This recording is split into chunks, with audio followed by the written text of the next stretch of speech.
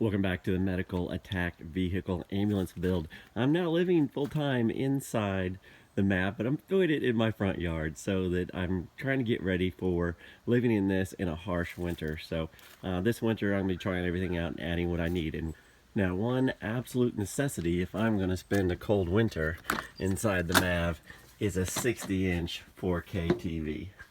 So it started off just being a mount on the wall because a standard mount couldn't handle the weight of the TV going over the road. So it just started that way and it morphed into a bigger project. Down inside these bins in the lower behind these panels is a computer, is gadget storage, recharge space. It works with the heating and the cooling system. So I'm going to get with you and show you all that about the inside. But first I want to talk about how I made it. So this really wasn't terribly difficult to build. This is just some 1x lumber right here. And I left a big gap, a 1-inch gap here for ventilation all the way across the top. I ended up cutting this board a bit too short because I didn't allow room for the electrical plug, which went up against the back of the TV, so no problem.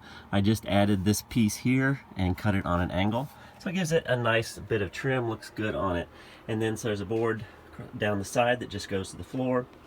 There's a board underneath the TV. And then there's a board on the side and on the top. Now, here is a picture of what it looks like when the TV is not in it. It's a little difficult to see, but there's 2 angle brackets that bolt between the vertical pieces and the wall. I ended up adding 2 more for a total of 4 with some big screws. And I referred back to this picture of when the wall was opened up to make sure I hit the wood supports and it was firmly bolted to the wall. So you can see it's pretty simple construction. Now, what happened was while I was building it, I had this big cavity down here. I was like, this is some great space. I want to use this. And I was trying to figure out what to do. I wanted to try and incorporate one of the sliding cabinet faces. And I had this really small one, but I wanted to put it in there. It just wasn't big enough. And the other ones were too big. They could have been cut down, but it would have been a lot of work. And I don't know if I had the saw for it.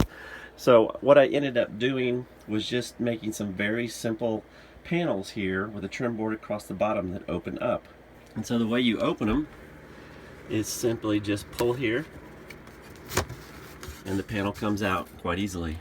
Now what holds the panel in is this strip right here. So I took this aluminum strip and it goes right up under here and that supports the TV, but it also gives a little lip right here.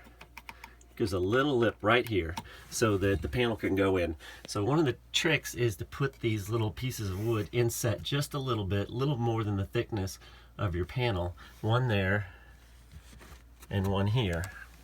And that goes into a central support right here, which is important. I also drilled holes, big holes all the way through so that I could run cords and cables through.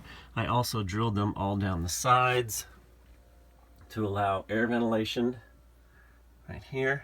And also the speakers are on the bottom of the TV, so I had to drill, can't really see it, but there's a bunch of holes drilled right up under here. That the speakers aren't that great, so I'm probably going to go a different route. So right here I built a little shelf.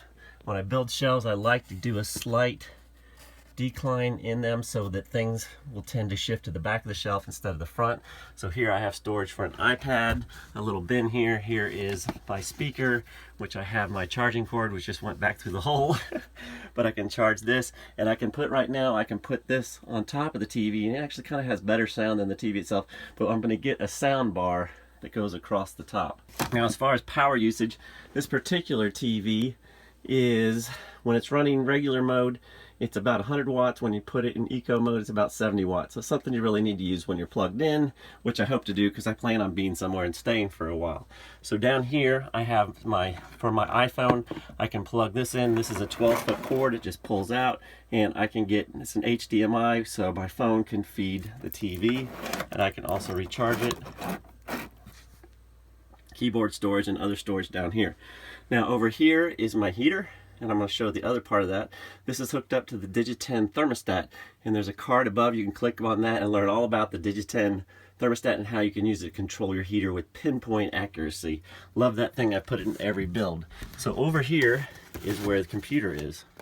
So I got this computer, and this is an HP NV 360 computer, and what's cool about this is it will send out a, you can control it with it being closed all the time. So here I run an HDMI cord into it, and I can completely control it with my keyboard. I can put it to sleep, I can wake it up, and I can turn it off. The only thing I can't do is go from off to on. I just have to reach in here and hit a button. Here I've got my power strip up here supplying all the power, and all my wires are hidden here, and then I can just run these cables through here, and you could charge your batteries for your drone or anything else you need to charge, all hidden and all out of the way. Now the heating system, here's the Gadget thermostat. Thing is amazing. It does both heating and cooling automatically, has perfect set points, and in that video you can see how to program it. But what's neat is you have this little thing right here, and it says you plug your heating source into the right one, you plug your cooling source into the left one. I can put a fan in there. Normally I can plug this fan in here, so if it's warm in the evening, the fan will run. As it cools down in the evening, based on how I have the set points, it'll turn the fan off, and as it continues to get colder, it will turn on the heater. So that heating wire runs all the way across the bottom inside, it comes out over here. You have to have a manual fan. I don't like the ceramic ones except for a very small one I use in the Prius, but this is just a standard manual one because you need something that's not electronic. So I leave it on low at 500 watts and it does a great job. And then I put this thermostat a little warmer than normal because I'm going to let the Gadget handle all that. And in case you're wondering what this little fan is, it's pretty cool. It's got these blades that are made out of fabric.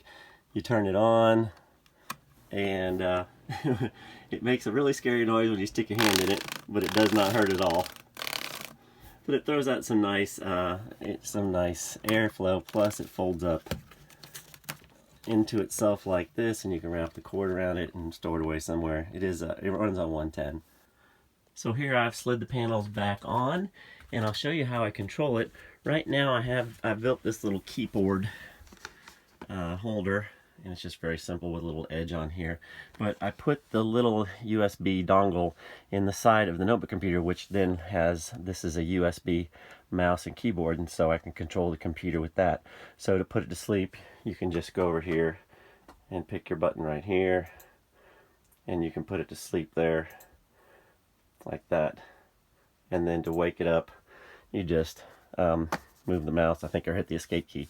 Here's my remote here. So this makes it really easy, and I set this on my lap. Now what's going to happen is I'm going to build a swivel table like I did, similar to the one I did in the panorama van build, and I'll have this over on a small thing, and it'll swivel over like this so that I can be comfortable and not have to have it laying on my lap. So another new addition is the matching ottoman. This makes it really comfy to kick your feet up on while you're watching TV. But one thing, and it's also really nice when I'm sleeping, I can adjust that to help make the sleeping area a little wider. Now one thing is, it's kind of big, so it can be in the way, and if you had more than a couple people in here, you'd need somewhere to put it. So in my previous video, I showed how I modified the sofa to fit over the wheel well so you could use a residential sofa. So I used the same idea here, and so what I did was I had to cut this back. Normally it looks like this, and so what I had to do was cut back a notch here, move the foot back, and then I had to cut a second notch here because it fits so tight, and this goes around that little trim piece on the bottom of the panel. And what it's going to do is it's going to fit right over here. So here it is in place. It's now out of the way in case you had 4 people over. You can also, it makes a bit of a shade so you can put your feet up, but also what's nice is when I figured out the dining arrangement, this will make for an extra seat. So here you can see how tight a fit it is. It just barely fits in there. So I hope you enjoyed this video of my TV entertainment situation, and I got some ideas for your own. And thanks for joining me, and join me next time because we'll come up with some other crazy fun project.